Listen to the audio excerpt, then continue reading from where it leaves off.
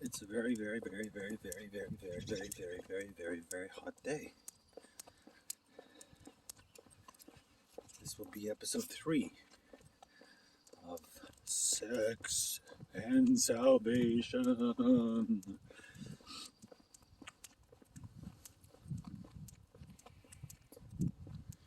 Where'd we leave off? Kim, I think. So Kim has, this was at my first love was going sour at the very same time that I first discovered the Bible, reading about Jesus. And she was two-timing. Can you really two-time at that age? I guess you can, but I mean, people are just sizing each other up. But she had two guys on the go. And when I forced her to choose, she chose the other. Meanwhile, inside me,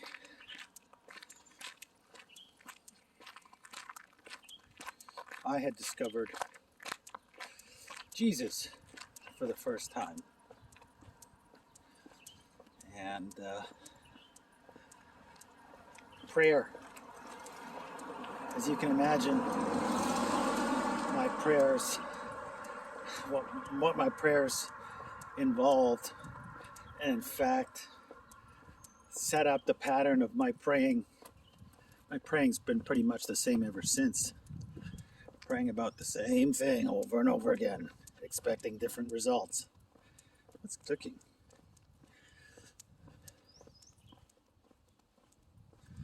So, yes, meanwhile, so I had discovered this secret weapon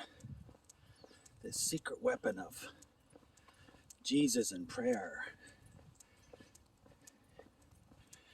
So I was like just ravenously devouring the New Testament. I remember the first time I read Paul, a book written by Paul, and he was talking about wanting to come and visit soon, that he was in prison and wanting to come and visit soon. I was like, does this guy live nearby? Like, how close does he live? He must be nearby. And I wonder what he did to get himself into prison.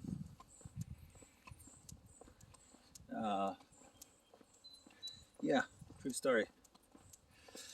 Anyway, in this secret place where I was completely hypnotized, mesmerized by what I was reading in the Gospels, every time I would open it to read, my chest would burst. Felt like an orgasm in my chest. So, yeah, every single time. It was so intense. I would have to stop reading, and when I would try to pray, the same thing would happen. And I would have to beg God to stop. You've got to, like, let me breathe. You're going to burst my heart. I can't take it. Now, this was the first time that I had any real inner life, any real complex feelings, ever. Yeah, it's true. I was dead inside as a child.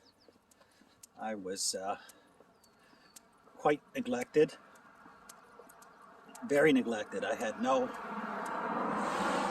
right to speak about anything, and if I did, I was punished sorely. I was the outcast. There were other siblings. I was the middle child, and I was the black sheep.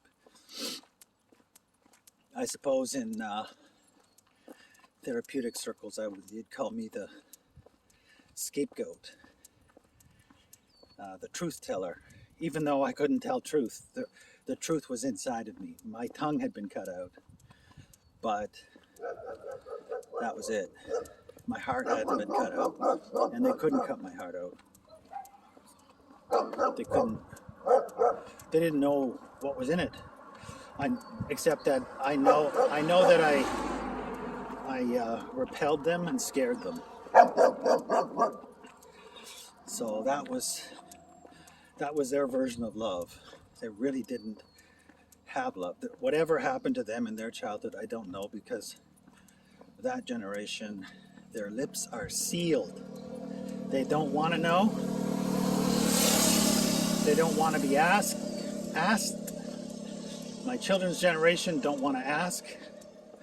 And my generation wants to ask and be asked.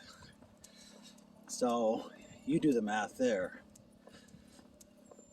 Not a good time for the generations coming together.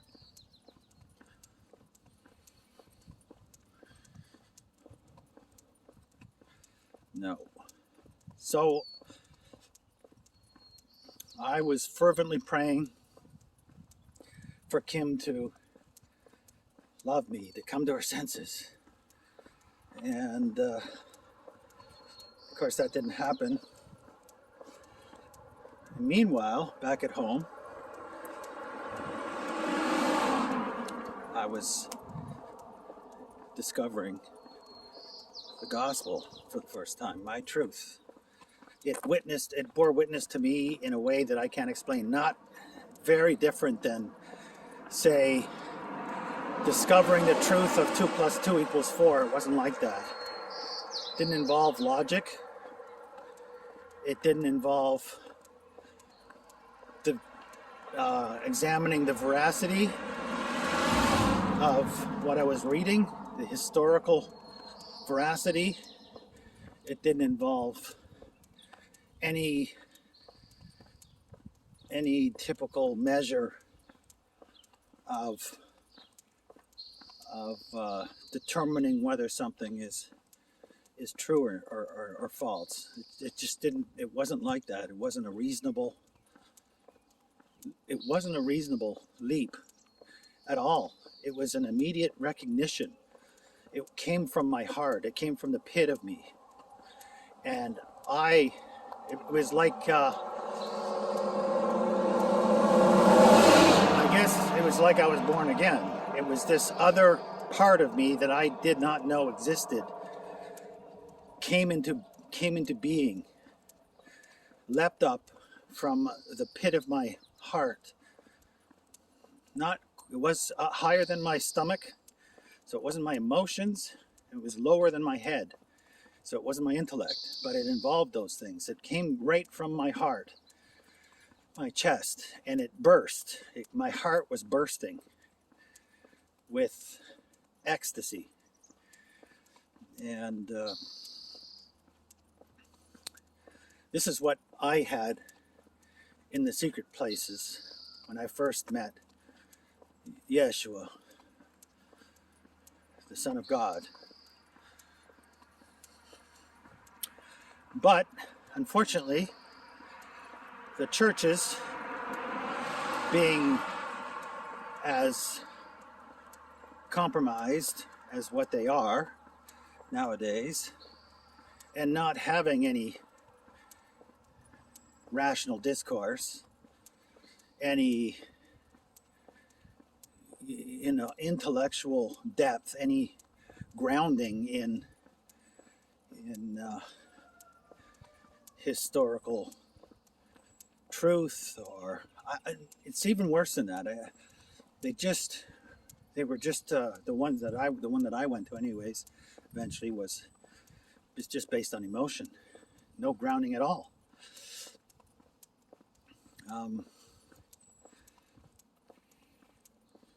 They were, they had a certain bend on things, and the way that they brought in converts was through not ecstasy, but wasn't holy dread. It was just dread. It wasn't holy dread at all.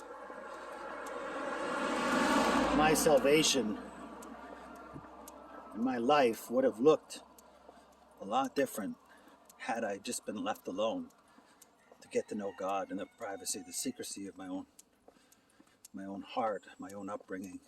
But no, I wasn't permitted that. Just like I wasn't permitted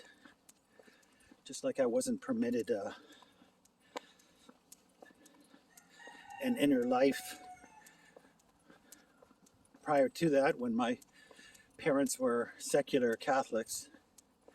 And when I say not permitted an inner life, I don't believe that I didn't even know what real books were. I had nobody recognized my talents. Nobody helped me develop talents. I was inchoate. I was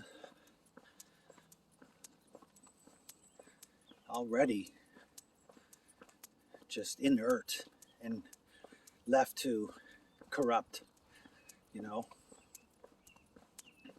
and didn't know anything about sex at all. Didn't know.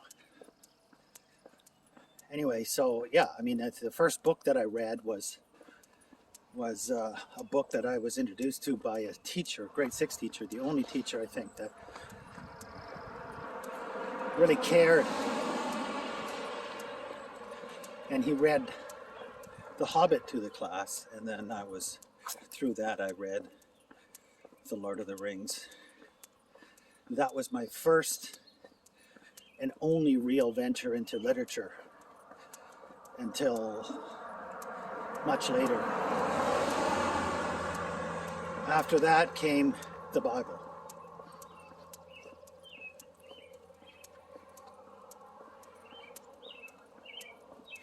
So I guess there was some advantage in that. The purity of the slate was so clean and so blank that the impression the Bible left was truly remarkable.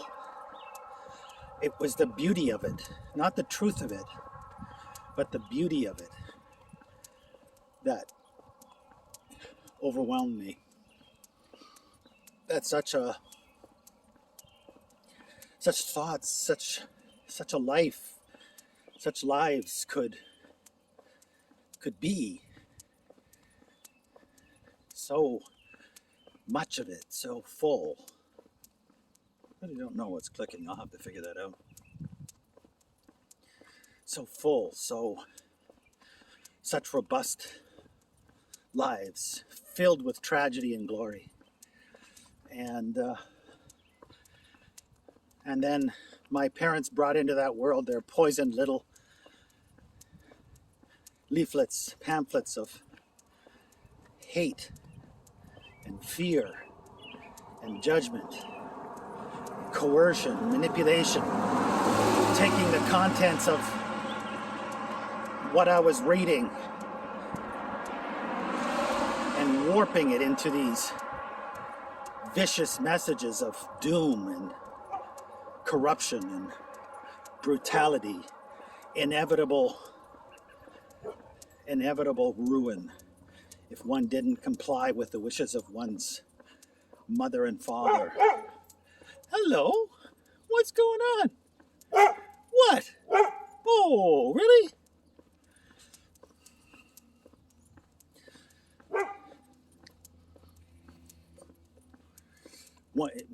It's more if one didn't comply to the wishes of the church, the so-called church proper at the time, which loaned itself to my parents, who still had all of their unresolved oppression, and who simply took the new paradigm and used that as the new model to go after their kids. And they came after me. So even though my parents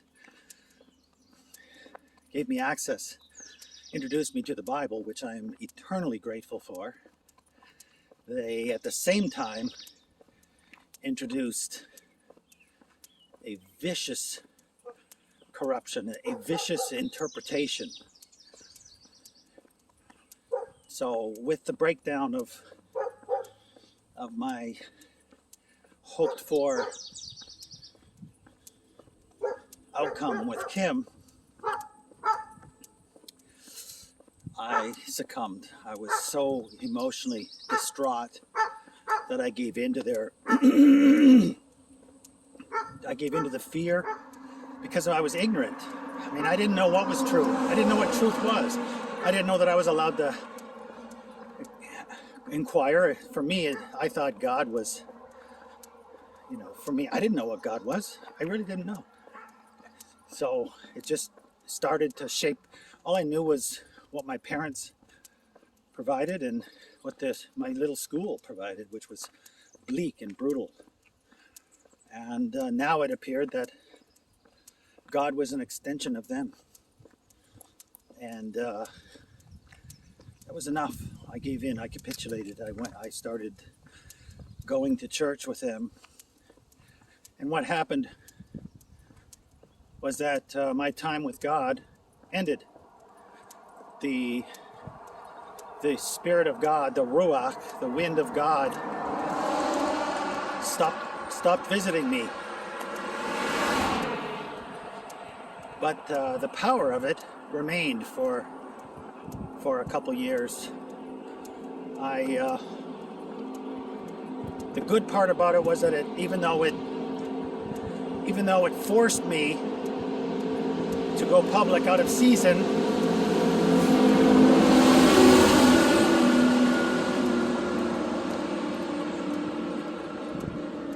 far too soon, the fruit was not ripe at all. Should have been allowed to grow, mature on its own, quietly, secretly, with me and God. Should have had much more time to do that. And but the good that came out of it was that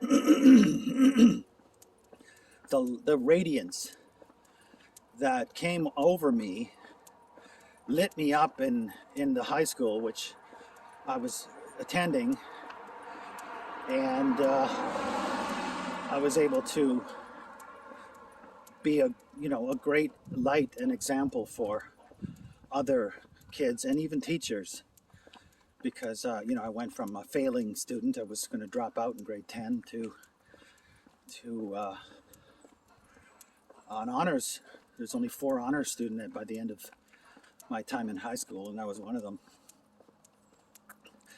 So that was, and I started a Christian fellowship group in the school, and finally had, for the first time, had friends, social life, even though no romantic life. The romantic life in me perished for years. So it's interesting though, it sort of explains how certain things in my life, I've played out certain things then, because I can see from that I have, when I was free of it all, and when I had studied enough to understand that I could argue with God, question God, be questioned of God, be rebellious, stray, use God as a substitute parent. He nurtured and trained me in the manner my parents didn't. So I didn't want to, later on, when I went to university, essentially what happened was my relationship with him went back to being secret, where I could nurture it and meditate upon it, dwell upon it.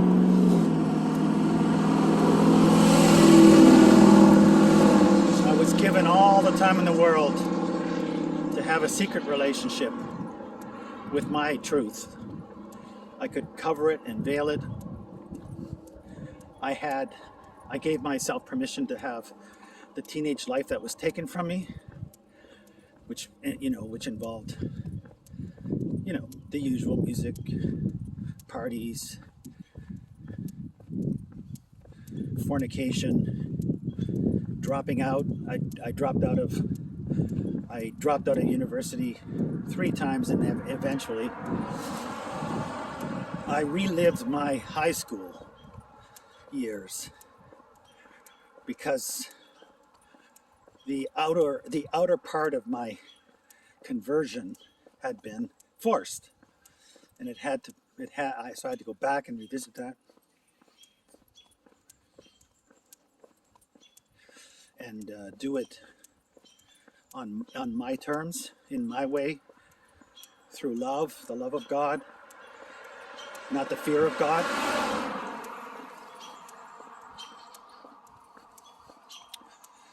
Of course, what was missing,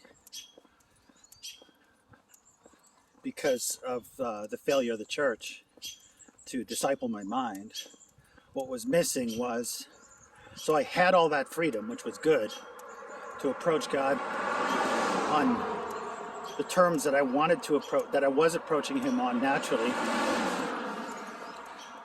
I lost the ruach. I lost the joy. I lost the ability to feel Him so powerfully as I did in the beginning. I don't feel Him that way anymore either.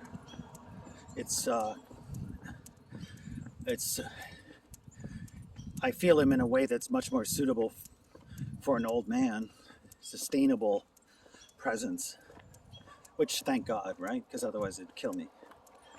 I can't. There's no way you can bear that kind of glory, that kind of light.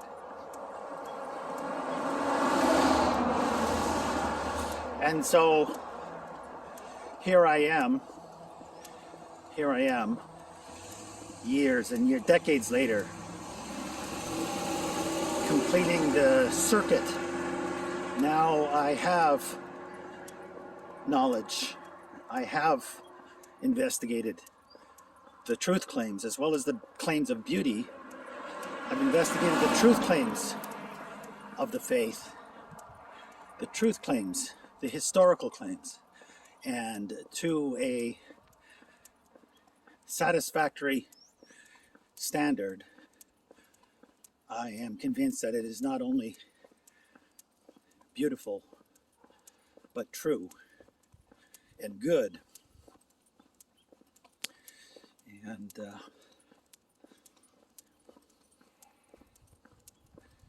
this is me coming out of the closet, completing the circuit, which would have been inevitable had I been left to my own devices.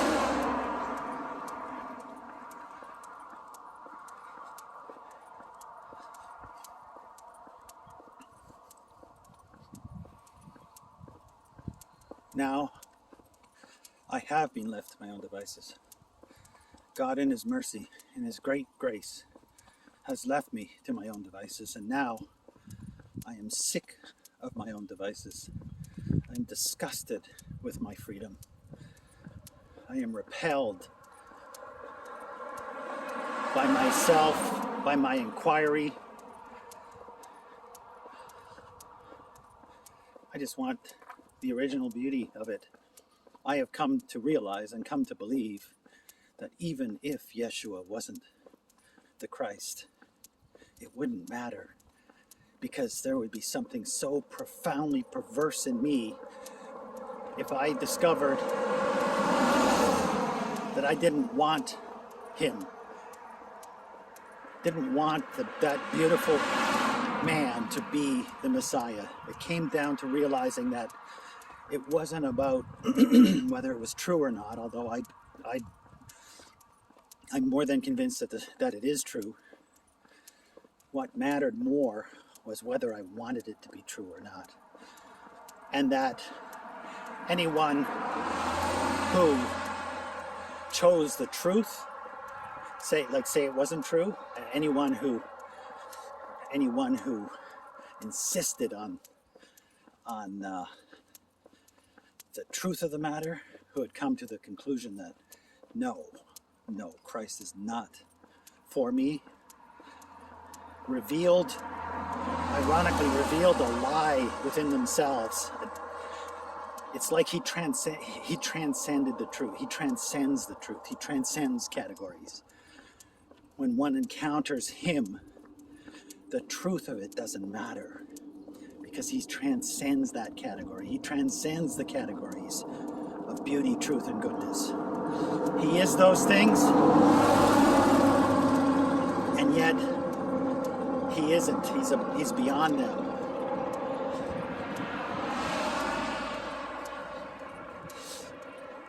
And this was the great mistake of the rabbis of his time.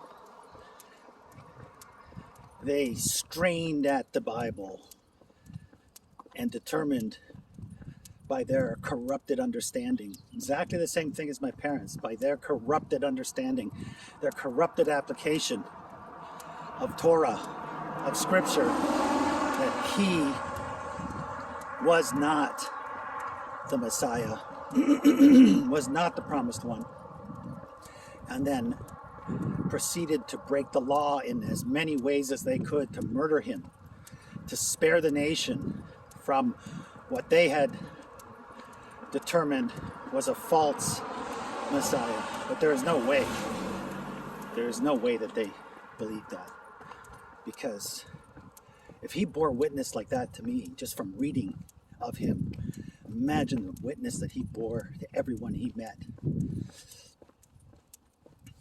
So he brought out either the best in people or he brought out the worst in people.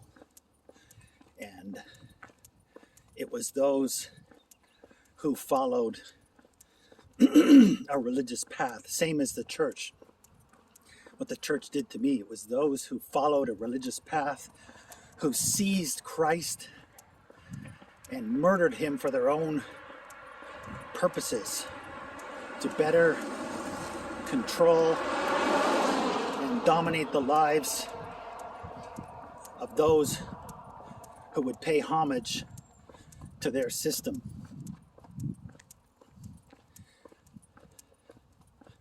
All right, that's probably enough for today, right? So much more, but that's a good start, right?